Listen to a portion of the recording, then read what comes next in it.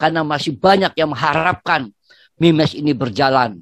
Itulah yang menjadi harapan beliau ketika saatnya nanti ada satu konsep yang betul-betul bisa terima dan bermanfaat, kita akan menyesal bagi mereka yang berpikir negatif terhadap beliau. Itu aja. Halo, apa kabar para pejuang dan pemerhati Mimes? Kita akan memberikan penerangan-penerangan dan informasi-informasi terkini dan tentunya terupdate. Untuk mengikuti informasi dari kita, jangan lupa klik tombol loncengnya dan di subscribe channel ini. Terima kasih, salam sukses. Dia adalah ikon di Mimels ya. Jadi seluk-beluk dari dunia Mimelers semuanya dia hafal luar kepala. Betul begitu, Pak? Pak, saya sedikit share screen, Pak. Ada isu-isu yang berkembang. Saya pantau ini yang saya rangkum dari beberapa pernyataan Bapak nih di sosial media. Mungkin banyak menjadi pertanyaan, justru banyak menjadi pertanyaan dari banyak orang, Pak. Contohnya salah satu ini ya.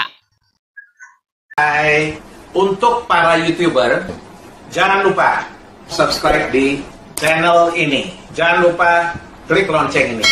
Oke, thank you. Ini salah satu pertanyaan postingan Bapak mengenai One Prestasi dan PKPU jelas ditolak, laporkan pidana juga mental, mau apa lagi, jangan ajak customer ke jalan yang nggak jelas. CEO sedang berjuang mencari solusi ideal, mari kita hargai tunggu. Pak, bisa dijelaskan ini maksudnya apa, Pak?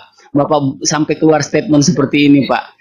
Banyak loh yang baik di Telegram dan Facebook bertanya kenapa Pak advokat dari KBMI, Pak Yunasir Yusar, Pak Yeye bisa bikin statement seperti ini, Pak.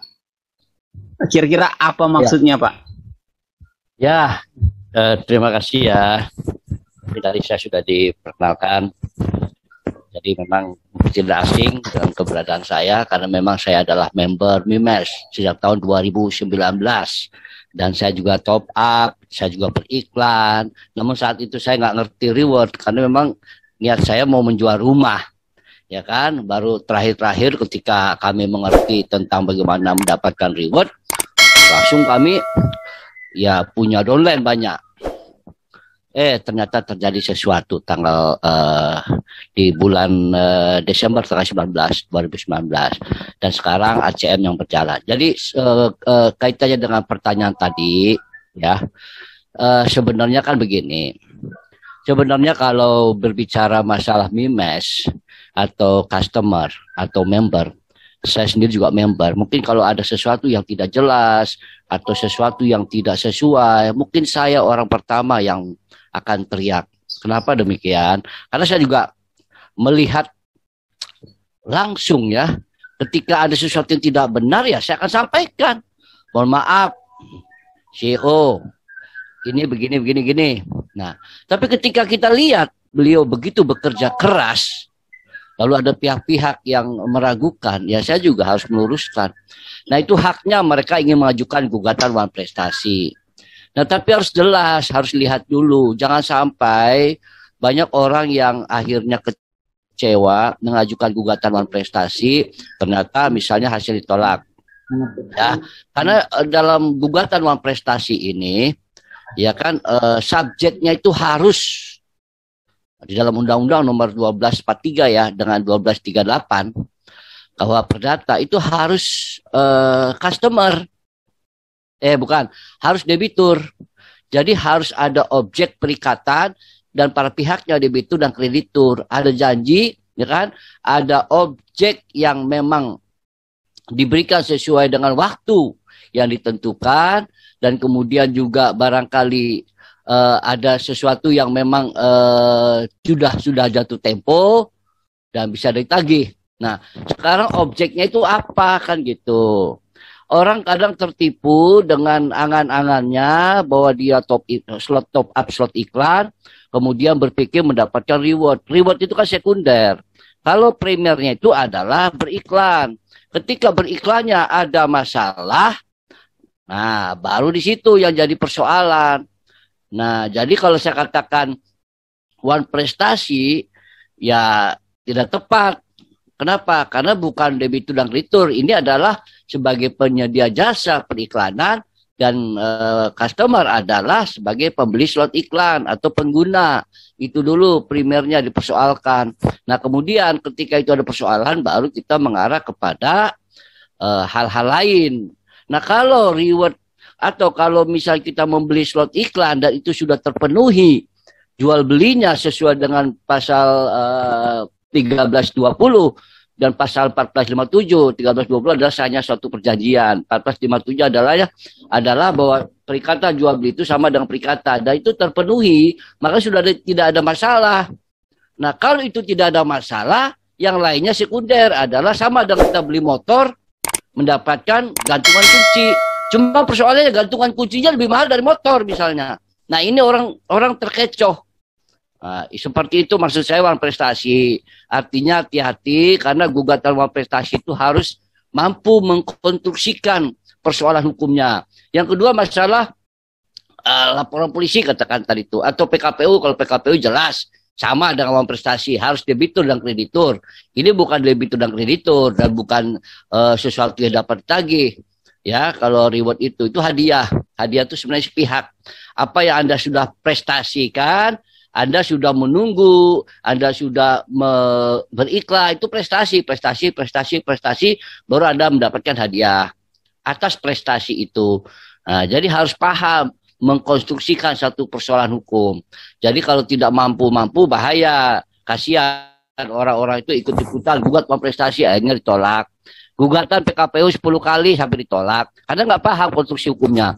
Dan kemudian, satu lagi berkaitan dengan pidananya juga kan. Nah, saya katakan pidananya juga ditolak. Nah, kenapa? Ya kan? Nah, karena memang tidak terpenuhi unsur pidananya. Kenapa? Katakanlah terdekat 378. Tidak bisa diterapkan 378. Kemarin saya kedatangan seorang pengambil BPKB. Ya mohon maaf tidak saya sebutkan namanya, dia dari kepolisian pensiunan pangkat AKBP. Ternyata dia orang yang banyak dimintain bantuan oleh customer, bahkan beberapa orang berlindung kepadanya untuk membuatkan laporan polisi. Dia masih ragu karena dia memang menguasai dari sisi pidana, tapi sisi perdata belum tidak menguasai. Konsultasi sama saya ngobrol panjang lebar, saya jelaskan. Kalau 378, kalau kepolisian itu kan berkaitan dengan pidana umum, KUHP.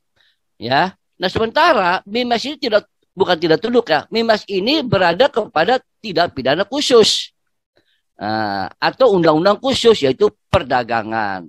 Jadi kalau dikaitkan dengan ibaratnya dengan 378 nggak masuk. Dari pelaku saja sudah nggak ketemu. Barang siapa itu manusia.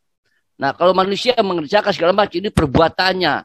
Nyolong misalnya atau menganiaya. Nah tapi seseorang berbuat atas kapasitas selaku direktur utama tidak bisa diterapkan pidana umum, harus pidana khusus. Jadi wan prestasi dan PKPU jelas ditolak. Laporan pidananya juga mental. Belum lagi dengan fakta dan peristiwanya. Faktanya, apakah kapan Anda berhadapan dengan mohon maaf ya si A yang Anda maksud sebagai pelaku pidana? Tidak pernah kita berhadapan dengan aplikasi. Bagaimana unsur iming-imingnya, unsur tipu muslihat itu harus berhadapan, paling tidak berkomunikasi. Nah, kemudian dari perbuatannya menggunakan media. Susah jadinya kalau bicara aplikasi, PKPU, lapor pidananya, sulit. Ketika kepolisian bertemu dengan tim lawyer dari MIMAS, barangkali ya itu akan dijelaskan oleh penyidik. Jadi sebaiknya kita jangan terlalu ikut-ikutan lah. Karena saya sendiri sebagai kalau katakanlah disebut sebagai icon member, saya bertanggung jawab terhadap apa yang menjadi harapan customer. Dan saya melihat sendiri, CEO sedang berjuang mencari solusi yang ideal. Dan situasi yang terjepit ini, Corona, apalagi dengan ribuan customer yang katakanlah sebagian yang menghantam, menghina, ya kan? Tapi beliau tetap jalan terus. Karena masih banyak yang mengharapkan Mimes ini berjalan. Itulah yang menjadi harapan beliau ketika saatnya nanti ada satu konsep yang betul-betul bisa terima dan bermanfaat, kita akan menyesal mereka yang berpikir negatif terhadap beliau. Itu aja. Barga, ada lagi yang lain? Halo. Ya, Pak Morris, mungkin masih ada yang lain yang bisa di-share? Ya.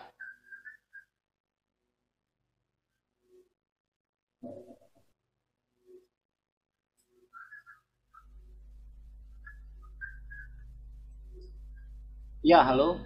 Ya, bisa kedengaran? Halo? Iya, halo. Oke. Sorry ada gangguan sedikit tadi. Pak, masih ada lagi nih pertanyaannya. Iya, dilanjut ya, Pak. Selain postingan yang tadi, Pak, ada lagi yang menarik nih buat kita nih. Ya. Solusinya apa, upaya apapun kalau hasilkan manfaat is okay. Sebaliknya kalau nggak ada manfaat, cuma rame-rame nggak karuan, buat apa? Nah. Oh ya, ini ngomong-ngomong yang di Facebook itu ya? Iya. Saya tulis ini. Maksudnya apa ini, Pak?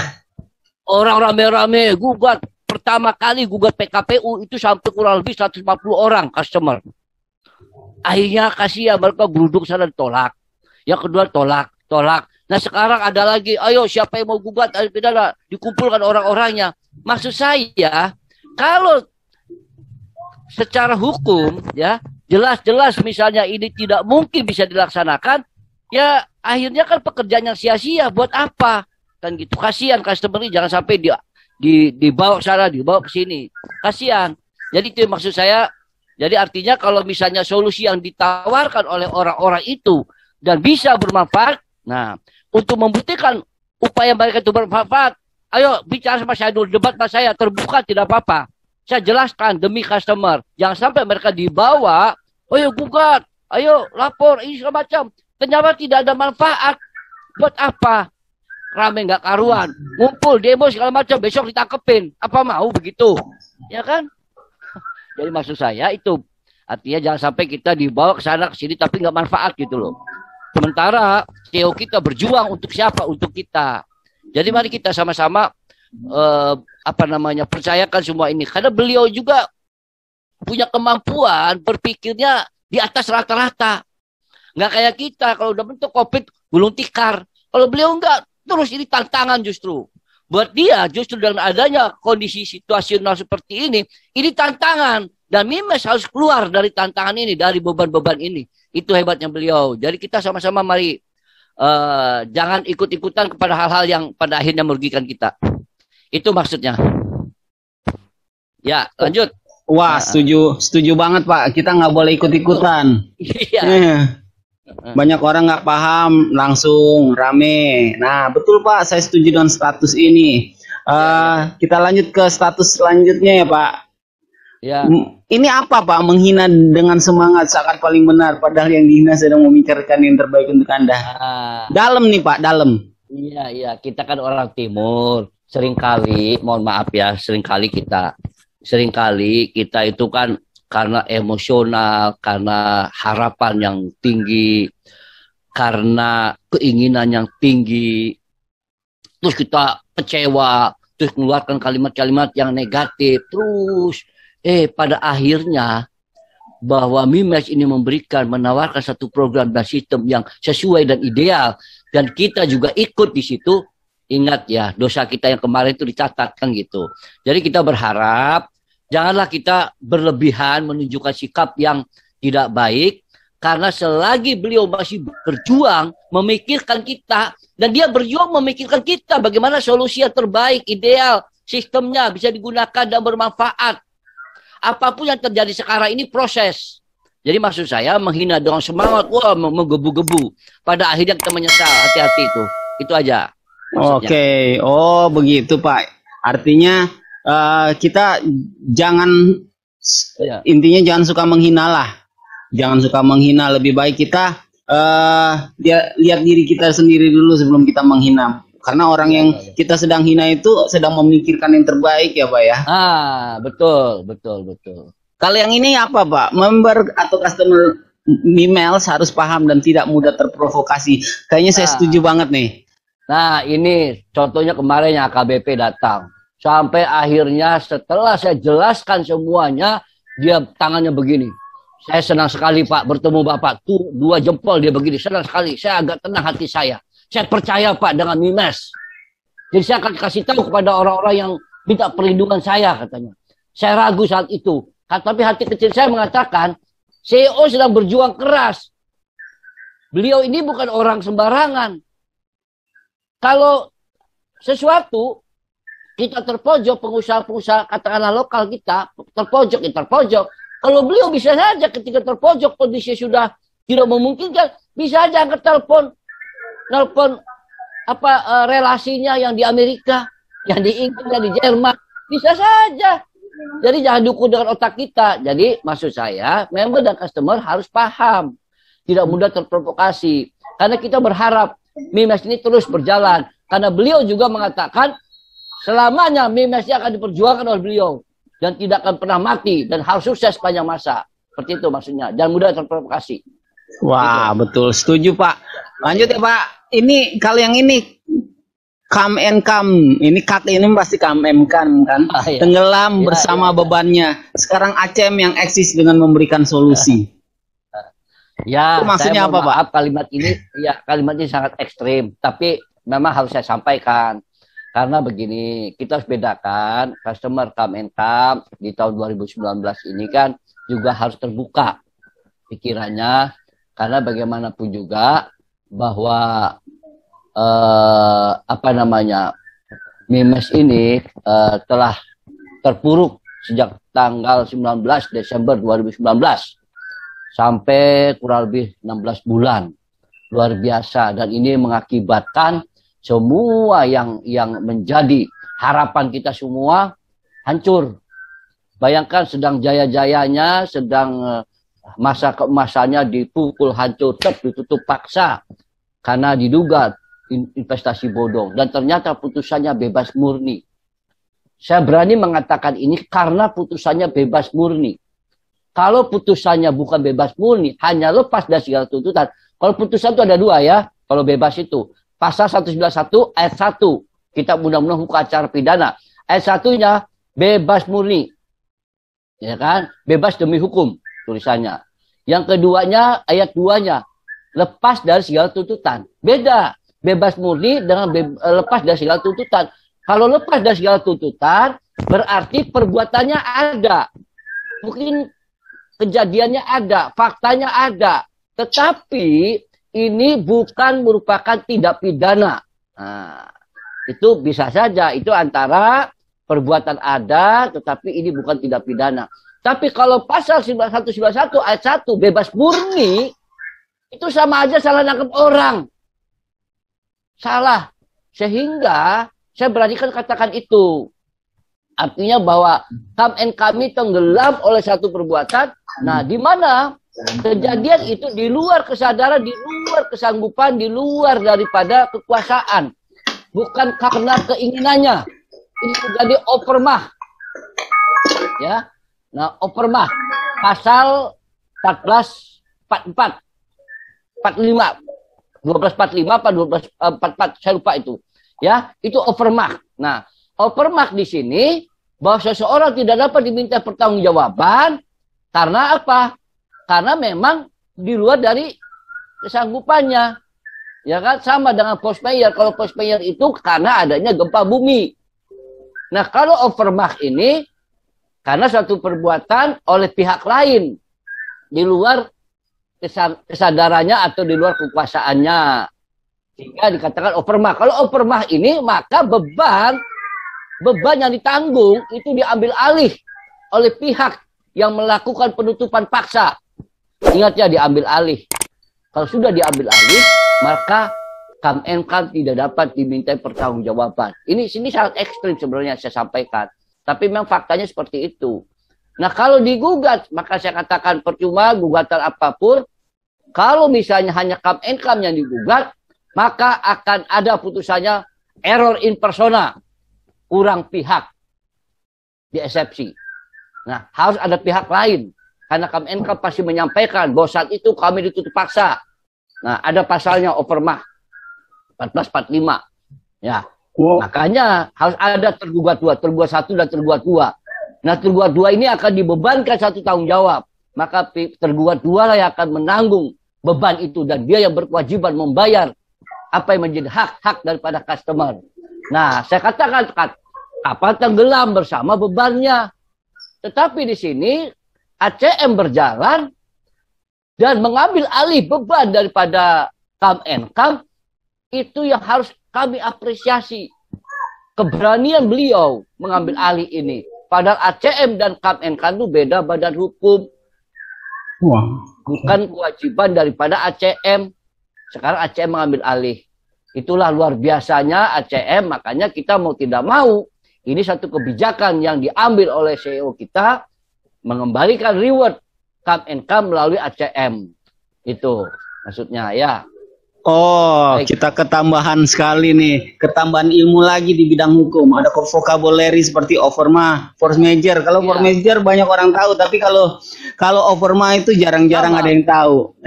Sama overmah dengan force major sama, cuma bedanya kalau force major itu karena misalnya banjir bandang, kena petir, atau kena sesuatu alam lah, longsor gitu kan, atau gempa bumi.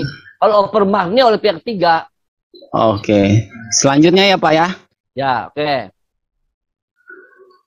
Akan ada ini status Bapak ini banyak yang lihat loh Pak sebagai legal KBMI.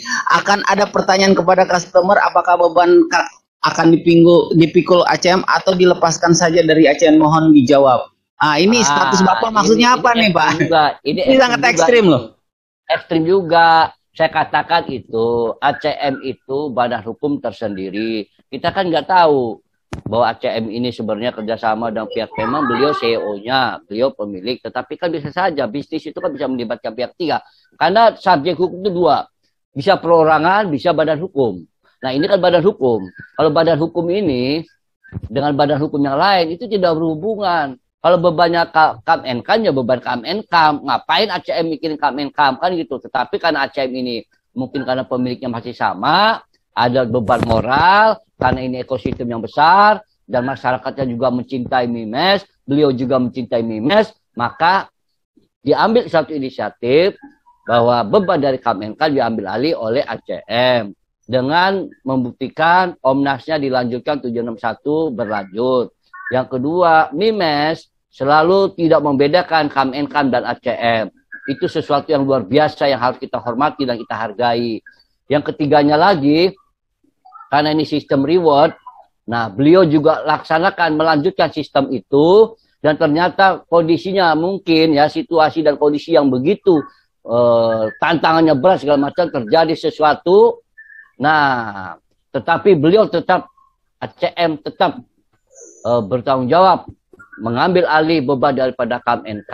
Nah, kalau misalnya ACM berjalan sendiri, dilepaskan beban dari ACM ini milik Kam diserah kepada Kam, ya silakan, Anda silakan gugat Kam, mau laporkan Kam, mau apa silakan. ACM badan hukum tersendiri berjalan lagi. Nah, ini akan repot.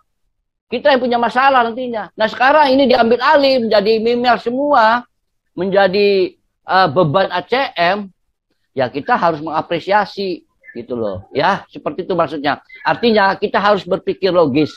Ketika beliau mengambil alih beban itu, satu kapal dengan 2 beban, ya kita harus support.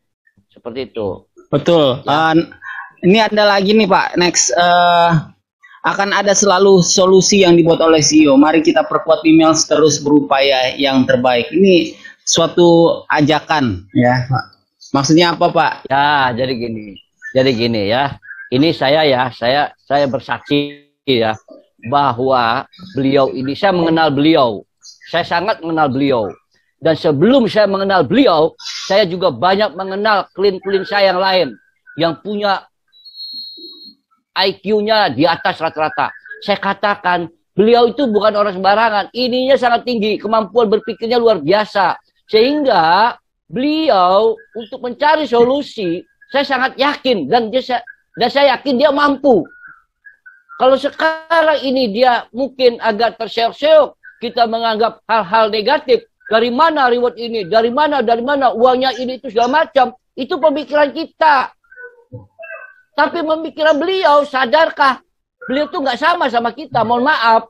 Kalau kemampuan otak kita pas-pasan mungkin. Tapi beliau ini luar biasa. Saya sangat yakin. Saya bersaksi, sangat yakin.